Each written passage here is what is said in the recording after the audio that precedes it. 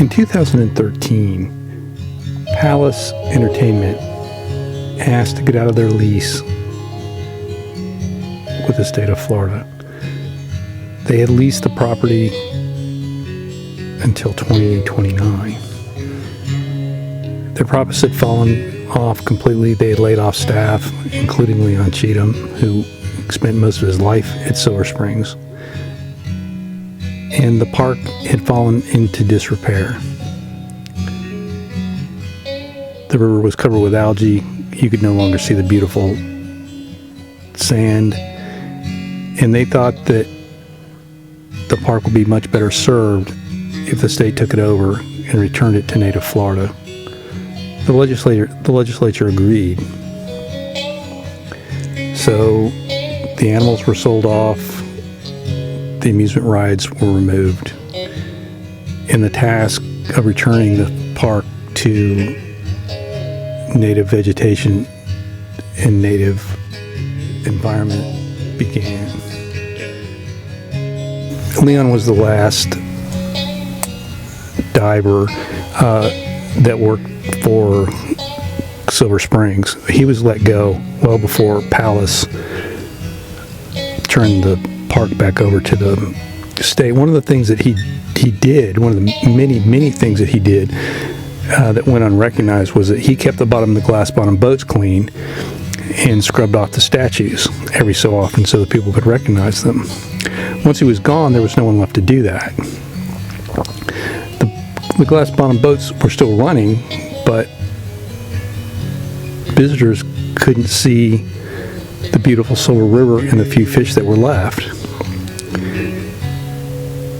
They also couldn't recognize the I Spy statues in the main spring because they just looked like rocks that were covered with algae.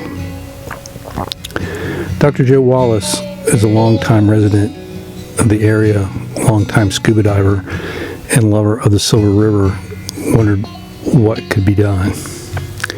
He proposed a plan and worked with Cape Leisure, the vendor who currently runs the glass bottom boats in the Silver Spring State Park, and offered the idea of assembling a core group of very experienced local divers who would be willing to come to the springs once a month, clean the boats, keep the algae off the statues, and pick up trash along the main spring and in Silver River as a volunteer group.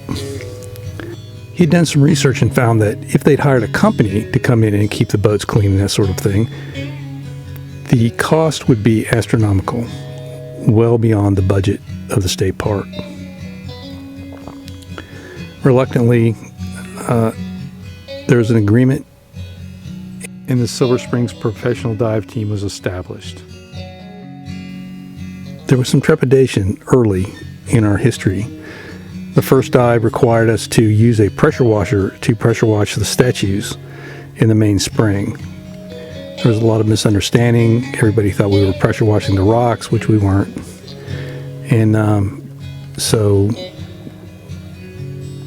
there was some tense moments in the beginning. Those have all faded away after 10 years. We are a team that is committed to the historical preservation of the springs and its artifacts. We have learned to keep the artifacts clean and visible without touching them or damaging them. And we keep an eye on the state of the springs. We've made some discoveries along the way too. We discovered that the boat that was said to be a Spanish rowboat in Spanish Springs is actually a turn-of-the-century glass-bottom rowboat from the original attraction. It's also situated in what was once a dock that has fallen completely in, that no one really knew was there. So each month, our divers come from as far away as Daytona Beach and keep the algae off the artifacts, algae off the boats, and just make it better for visitors to enjoy the springs. We're grateful to be able to do it, and we plan to do it as long as we can. Thanks.